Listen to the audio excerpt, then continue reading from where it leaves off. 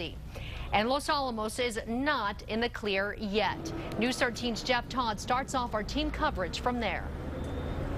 Jessica, the greatest danger right now is Los Alamos Canyon, which runs right through the middle of town. And if fire were to get into that canyon, there would be a second round of devastation. There isn't fire down here near town yet, but high up in Los Alamos Canyon, there has been consistent burning up where Camp May and the Pajarito ski hill are.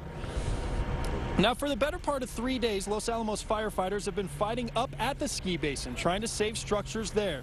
The fire has burned on the east and west sides through the ski area and moved on to the north, but today the fire chief said there are still crews trying to save that area.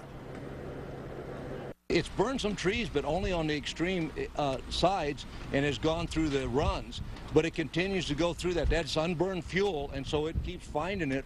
And that's going to be a challenge for quite a while.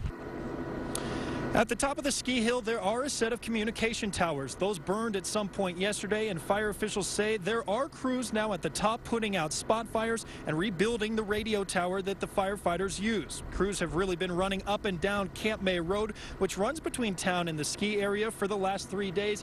Now, here back in Los Alamos, it's been pretty wacky for the past 2 hours. For a majority of the day, winds were blowing out of the south, but at about 3:45, there was a storm that came through. Very gusty winds coming in from the northeast. Now, that was a big concern because we saw a spot fire today very low in Los Alamos Canyon.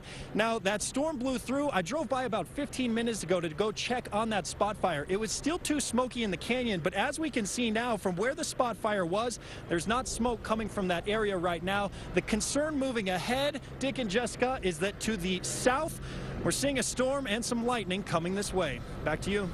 All right, thank you, Jeff. Firefighters placed a controlled burn along the western edge of the lab yesterday, and there are still no active fires burning on lab property. The fire chief told us yesterday he expects the perimeters that have been established around the lab to hold, especially since we're through the real fire burning threat hours of the day.